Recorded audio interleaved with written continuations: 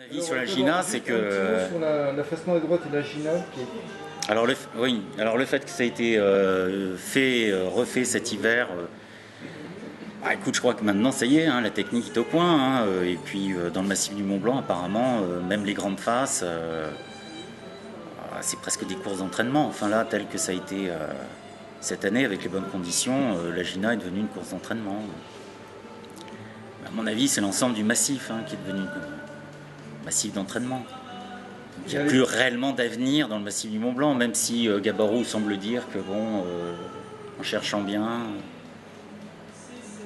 Et à l'époque, pour vous, c'était une grosse voie? Ah bah, à une époque, pour nous, oui. Disons qu'il y a eu deux choses, c'est-à-dire qu'il y a eu un quiproquo, c'était que nous, on partait pour la Davaille, et on avait repéré la goulotte, et on pensait que cette goulotte avait été faite à un moment ou à un autre par ceux qui avaient répété la Davaille.